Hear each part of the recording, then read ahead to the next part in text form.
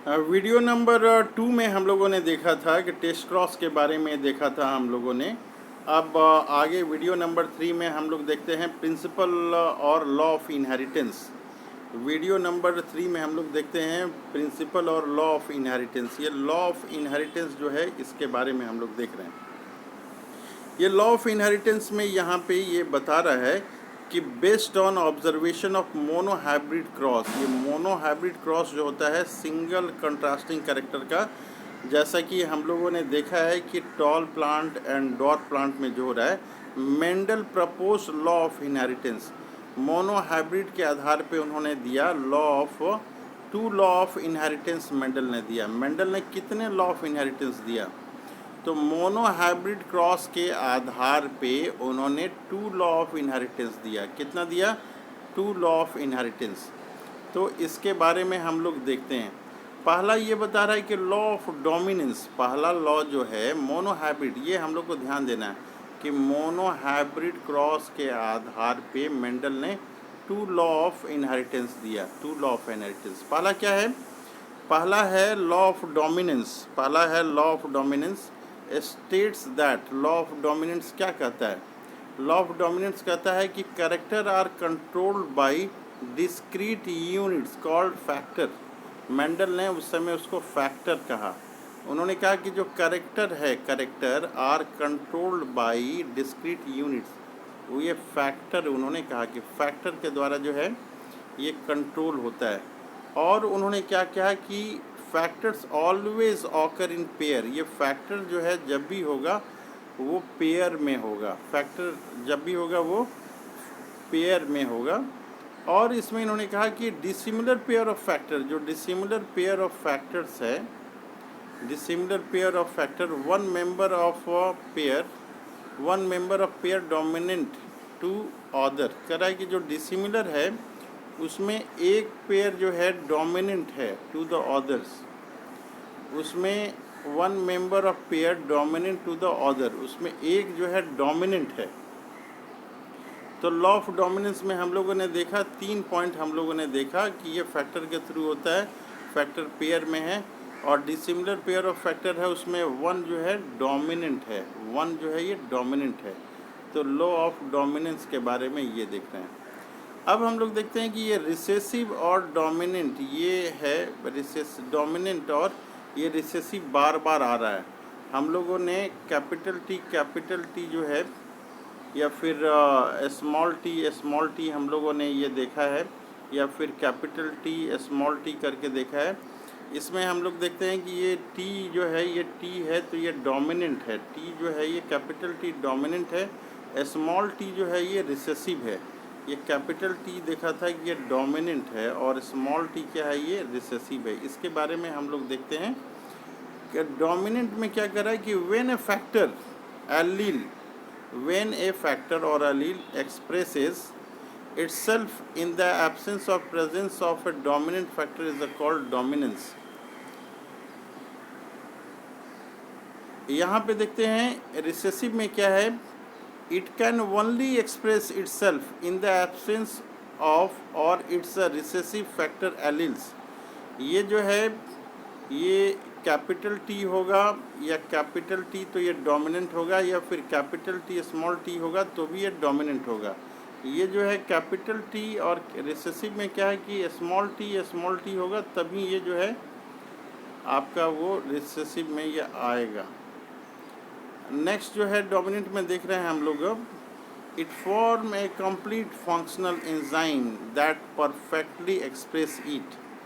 Recessive में हम लोग देख रहे हैं it form a incomplete defective enzyme which fail to express itself when present with its dominant allele in heterozygous condition। कह रहा है कि ये कैपिटल टी और स्मॉल टी होगा उस समय ये जो है अपना रिसेसिव का कैरेक्टर नहीं शो करेगा, ये फेल हो जाएगा। नेक्स्ट हम लोग देखते हैं लॉ ऑफ सेग्रीगेशन। हम लोगों ने देखा था कि जीनोटिपिक और फिनोटिपिक रेशियो जो है आ रहा था, अलग अलग आ रहा था F2 जनरेशन में। F2 जनरेशन में हम लोगों ने क्या देखा कि 3:1 का जो है फिनोटिपिक रेशियो आ रहा है, जीनोटिपिक रेशियो 1:2:2 1 का ये रेशियो आ रहा है, ये फिनोटिपिक और ये है जीनोटिपिक। तो ये लॉ ऑफ सेग्रीगेशन इसके आधार पे दिया गया है। कर है कि allele do not blends and both the character are recovered. कर है कि both the character are recovered during, दोनों करेक्टर जो है रिकवर्ड होता है। कब रिकवर्ड होता है?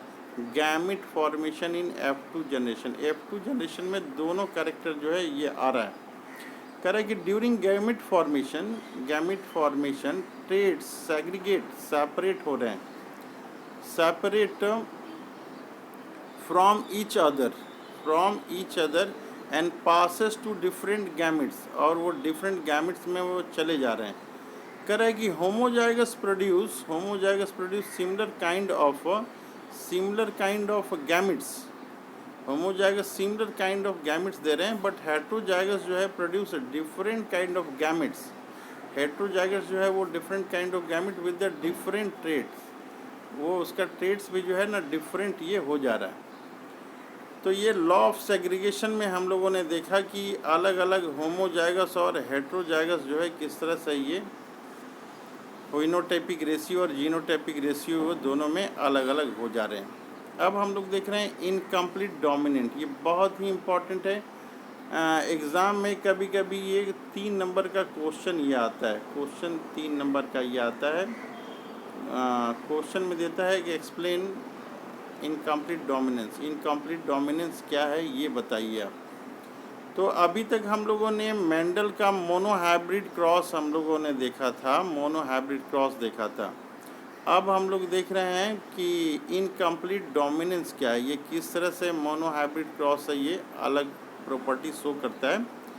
कह रहा है it is a post Mendelian discovery. ये कह रहा है कि ये जो इनकम्प्लीट डोमिनेंस की जो घटना है ये पोस्ट मेंडेलियन डिस्कवरी है, मेंडल के बाद का ये डिस्कवरी है। कह रहा है कि incomplete dominance is the phenomenon of, कह रहा है कि ये incomplete dominance is the phenomenon of neither of the two allele being dominant, so that expression in the hybrid is a fine mixture।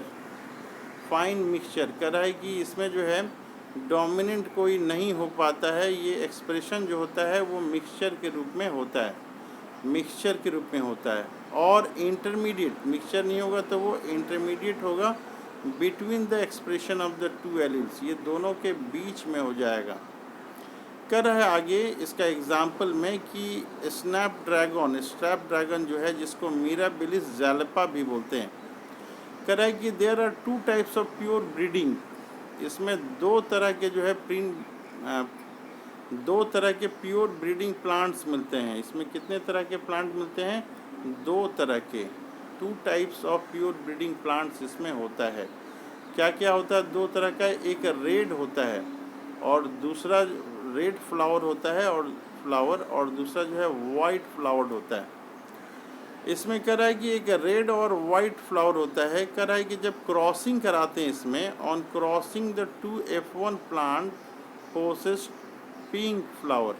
इसमें F1 प्लांट जो आता है वो क्या आता है? F1 प्लांट पिंक फ्लावर आ जाता है।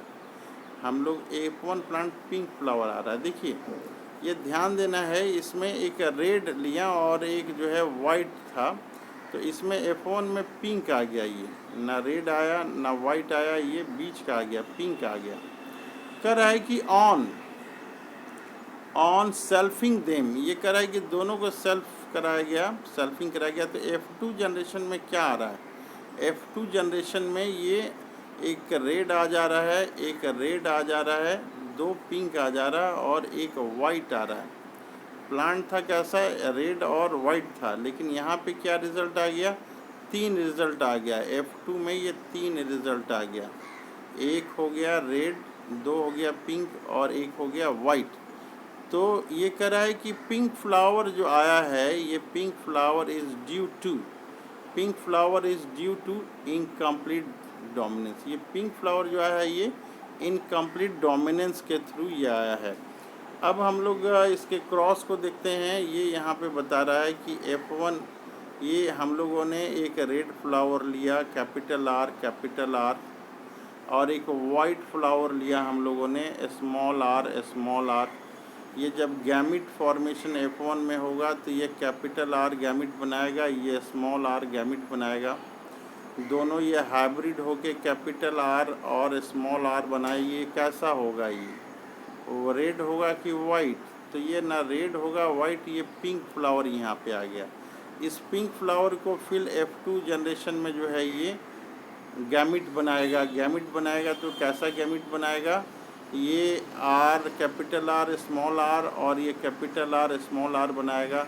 एक को हम लोग जो है फीमेल गैमिट्स लेते हैं, दूसरे को हम लोग मेल गैमिट लेते हैं। तो यहाँ पे एक रेड आया, पिंक आया और ये पिंक आया और फिर ये वाइट ये आ जा रहा है। तो यहाँ पे देख रहे हैं कि एक जो है रेड आया यहाँ पे, यहाँ पिंक आया और ये पिंक आया और फिर ये वाइट आया। तो इसका जो है आपका यहाँ पे पिंक कितना है? 2 है। रेड कितना है? 1 है। और वाइट कितना है? 1 है। इसका जीनोटिपिक और फिनोटिपिक रेशियो 2:1। यहाँ पे दोनों रेशियो जो है जीनोटिपिक और फिनोटिपिक 1:2:1 रेशियो ये आ रहा है। तो ये इनकम्प्लीट डोमिनेंस का है। इसको हम लोग बार बार जो है इस फ्लोट चार्ट्स को बनाने की हम लोग कोशिश करेंगे। नेक्स्ट में देखते हैं हम लोग कोड डोमिनेंट जो है इसको देखने की कोशिश करते हैं। ये कोड डोमिनेंस ये क्या है? अभी तक हम लोगों ने इनकम्प्लीट डोमिनेंट देखा, अब ये आ गया कोड डोमिनेंस। ये कोड डोमिनेंस क्या है? कोड डोमिनेंस ये क्या है? कह रहा है कि it is the phenomenon of two alleles का फेनोमेनन है लैकिंग डोमिनेंट रिसेसिव रिलेशनशिप। ये क्या है? इसमें लैकिंग है। क्या लैकिंग है? डोमिनेंट रिसेसिव रिलेशनशिप जो है लैकिंग है। और एंड बोथ एक्सप्रेसिंग, बोथ जो है दोनों इसमें एक्सप्रेस कर रहा है देमसेल्फ इन द ऑर्गेनिज्म। कह रहा है कि इसमें दोनों जो है एक्सप्रेस कर रहा है। अब बता रहा है ये कि ह्यूमन बीइंग जो है, ह्यूमन बीइंग आदमी के बारे में बता रहा है। ह्यूमन बीइंग कह रहा है कि ABO blood grouping are controlled by gene I. जो ब्लड ग्रुप है वो कंट्रोल किससे हो रहा है? ये एबीओ ब्लड ग्रुप जो है are controlled by gene I. किससे हो रहा है ये कंट्रोल? आई जीन से ये कंट्रोल हो रहा है। किससे कंट्रोल हो रहा है? एबीओ आई जीन से ये कंट्रोल हो रहा है। कह रहा है the gene has three alleles. ये 3 एलील्स हैं, IA, IB और I। 3 एलील्स क्या क्या है इसमें? एबीओ ब्लड ग्रुप में IA है, IB है और I है। कह रहा है कि एनी पर्सन कंटेनिंग एनी 2, कह रहा है कि कोई भी पर्सन है कंटेनिंग एनी 2 ऑफ 3 एलील्स, कोई भी अगर 2 एलील्स कर रहा है उसमें जो है IA और IB आर डोमिनेंट। उसमें जो है IA और IB जो है ये डोमिनेंट है। कहाँ डोमिनेंट है? ओवर आई के ये डोमिनेंट है, ओवर आई के डोमिनेंट है। IA IB डोमिनेंट है, ओवर आई के ऊपर ये डोमिनेंट है। कह रहा है कि प्लाज्मा मेम्ब्रेन जो है, प्लाज्मा मेम्ब्रेन, ये plasma membrane of red blood cells has sugar polymer. उसमें क्या होता है? Sugar polymer that protrude from its surface, and the kind of sugar is controlled by the gene। कह रहा है कि जो शुगर कंट्रोल होता है इस जीन के द्वारा होता है। कह रहा है कि when IA and IB are present together, कह रहा है कि IA और IB जो है एक साथ प्रेजेंट हैं। Both expresses their own type, दोनों एक साथ जो है अपना ये शुगर एक्सप्रेस करते हैं, own type of sugar, because code dominance. ये क्या होता है? Code dominance. IA और IB दोनों होगा तो दोनों एक्सप्रेस होंगे, इसी के कारण इसको बोलते हैं कोडोमिनेंस। तो कोडोमिनेंस में जो है ABO ब्लड ग्रुप आता है। अब हम लोग डिफरेंस देख रहे हैं। क्या डिफरेंस देख रहे हैं? इनकम्प्लीट डोमिनेंस का और कोडोमिनेंस में क्या अंतर है। इनकम्प्लीट डोमिनेंस और कोडोमिनेंस में क्या अंतर है, तो ये बता रहा है कि each one of the two allele is more conspicuous. कह रहा है कि each of one of two allele is more conspicuous. यहाँ बता रहा है कि each of both allele are equally conspicuous. यहाँ कह रहा है कि two alleles is more conspicuous, one of the two, एक जो है ज़्यादा रिस्पॉन्सिबल है। यहाँ बता रहा है इक्वली कॉन्स्पिशियस, एक दोनों एक समान जो हैं रिस्पॉन्सिबल हैं। ये इनकम्प्लीट डोमिनेंस में बता रहा है it is a mixture of expression of two alleles. ये जो है मिक्सचर है। क्या चीज़ का मिक्सचर है? ये एक्सप्रेशन टू एलील्स का ये मिक्सचर है। यहाँ बता रहे कि दो नो मिक्सिंग, कोई मिक्सचर नहीं है यहाँ पे। Of the effect of two alleles, यहाँ कोई मिक्सचर यहाँ पे नहीं है। यहाँ पे बता रहा है इनकम्प्लीट में F1 do not resemble either of the parent. F1 में जो है किसी की जैसा ये नहीं होता है। यहाँ बता रहा है कोडोमिनेंस में F1 resemble both the parents. F1 जो है बोथ द पेरेंट्स ये रिसेंबल करता है। एग्जाम्पल ये बता रहा है इनकम्प्लीट डोमिनेंस में flower colour in dog flower में, और यहाँ पे एग्जाम्पल है ABO blood group in human. अगर डिफरेंस ये आता है तो 3 नंबर का क्वेश्चन आता है। ये जो क्वेश्चन है आप एग्ज़ामिनेशन में, बोर्ड के एग्ज़ामिनेशन में इनकम्प्लीट डोमिनेंस और कोडोमिनेंस, ये 3 नंबर का क्वेश्चन आता है। इसके ऊपर हम ध्यान दे सकते हैं। 3 नंबर के हकदार हो जाएंगे अगर ये हम लोग देख रहे हैं तो। 3 नंबर का एक और क्वेश्चन एग्ज़ाम में आता है, वो मल्टीपल एलील्स है। तो मल्टीपल एलील्स कह रहा है कि they are multiple form of Mendelian factor or gene which occur on the same locus, distributed in different organisms in the gene pool, with an organism carrying only 2 alleles and gametes only 1 alleles।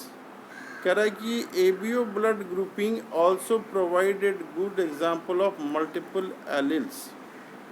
तो multiple alleles में जो है ABO blood group जो है ये आ जाएगा। Multiple form of Mendelian factor और gene which occur in some gene locus, ये हो गया मल्टीपल एलील्स के बारे में। अब हम लोग देख रहे हैं independent of 2 gene dihybrid cross. ये डाईहाइब्रिड क्रॉस जो है हम लोग कोशिश करेंगे नेक्स्ट क्लास में देखने के लिए। डाईहाइब्रिड क्रॉस में 2 पेयर ऑफ कॉन्ट्रास्टिंग कैरेक्टर को लिया गया था और इसके आधार पे लॉ ऑफ इंडिपेंडेंट असॉर्टमेंट जो है ये दिया गया था। इसको हम लोग नेक्स्ट वीडियो में कवर करने की कोशिश करेंगे। किसी भी तरह के प्रॉब्लम के लिए उम्मीद की जा सकती है कि आप कमेंट करेंगे।